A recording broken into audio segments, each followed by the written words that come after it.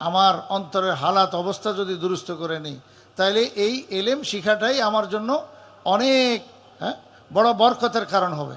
আমরা বরকত থেকে মাহরুম এই জন্য যে এলেম আলোক, আমল আলোক না, না, আমল এটা এলেমেরই অন্তর্ভুক্ত। এই জন্য আল আমল জুজউম মিনাল ইলম, বা উল্টা কোন আল ইলমু জুজউম মিনাল আমল। ইলম তাহসিল উলুম এটা আমলেরই অন্তর্ভুক্ত, সেখানেই তো আমল করতে হয়। আল্লামা ইবনুল জাওজি, ইমাম ইবনুল জাওজি রহমতুল্লাহ আলাই জীবনভর কত ইলম আমল কাজ করে গেছেন, ওয়াজ নসিহত করে গেছেন, নিজের জবানটাকে কি পরিমাণ কাজে লাগাইছেন। উনি জীবনের শেষ মুহূর্তে এসে আল্লাহ পাককে বড় আবেগ ভরা দিল নিয়ে উনি একটা কথা বলছেন, আল্লাহুম্মা লা তুআযযিব লিসানান ইউখবিরু আনকা ওয়া আন সিফাতিক ওয়ালা আইনান তানজুরু ইলা উলুমিন তাদুল্লু আলাইক ওয়ালা ইয়াদান তাকতুব হাদিসা রাসূলিক ফাবিইজ্জাতিকা লা তুদখিলনিন নারা ফাকাদ আলিমা আহলুহা আন্নী কুনতু আযুব্বু আন দীনিক। আল্লামা ইবনুল জাওজি রহমতুল্লাহ আলাইহি 597 হিজরিতে ইন্তেকাল। তিনি যখন ওয়াজ করতেন ওনার ওয়াজের শ্রোতা থাকতো 1,60,000, 1.5 লাখও না, 1,60,000। আল্লামা আবুল হাসান আলী নদভী রহমতুল্লাহ আলাইহি তারিখে দাওয়াত আজিমতে ওনার ইতিহাস লিখে দিয়েছেন, বাগদাদে যখন উনি বয়ান করতেন ওনার শ্রোতা থাকতো 1,60,000। ওই জমানায় মাইক নাই, সুঙ্গাও তো নাই, বোঝেন কথা, কীভাবে বয়ান করতো?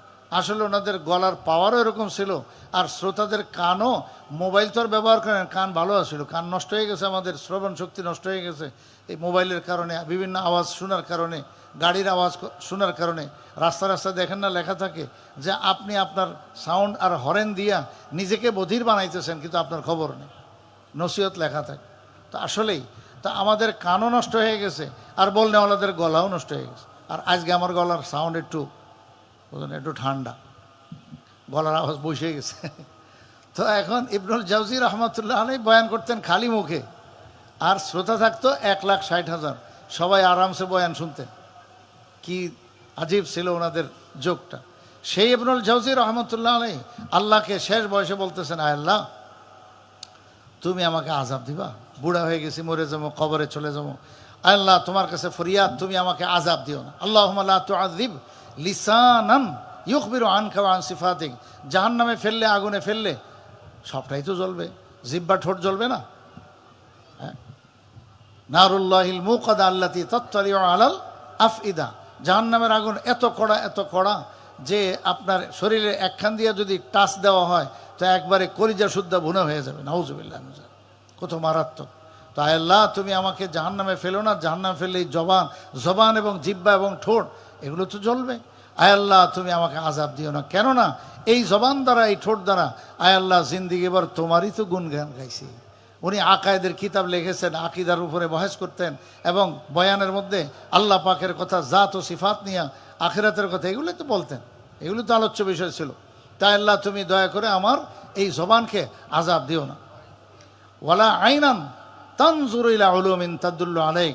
আয় আল্লাহ তুমি জাহান্নামে ফেললে তোমার চোখে আগুন লাগবে, আগুনের আগুন দিয়ে পুড়ে যাবে।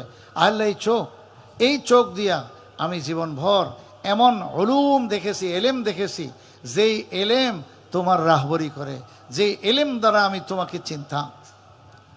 তো এই কিতাবাদি দেখছি। আয় আল্লাহ তুমি এই চোখে দয়া করে আযাব দিও না।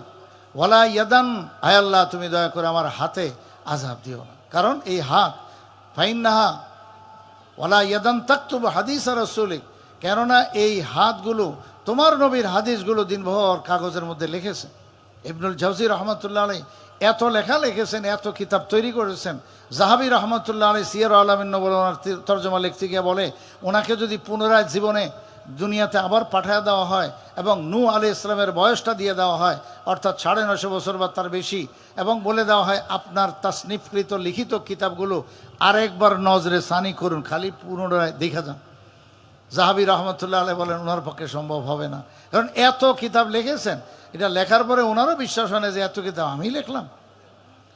আল্লাহ তাআলা ওনাদের সময়ের মধ্যে অনেক বরকত দিয়েছেন, এই জন্য অল্প সময় অনেক কাজ করতে পারছেন।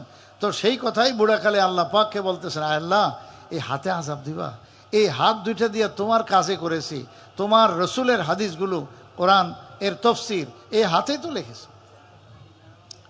তো ওয়ালা ইয়াদান তাকতুব হাদিসা রাসূলিক, এবার শেষে পায়ের কথা বলছেন, ওয়ালা কাদামান তামশি ইলা খিদমাতিক, আয় আল্লাহ তুমি আমার কাদামাইন, আমার পায়ের মধ্যে আযাব দিও না, কারণ এই দুই পাও দিয়া সারাক্ষণ তোমার দিনের কাজে দৌড়াদৌড়ি হুড়াহুড়ি কাজে করেছে, দিনই কাজেই সব দৌড়াদৌড়ি। আর ওই জমানায় তো গাদা ঘোড়া অথবা পায়ে হাঁটা ছাড়া ব্যবস্থা তো নাই, তো বেশিরভাগই হাঁটা লাগতো। সময় শেষ, জি আমারও কথা এটা শেষ করতেছি।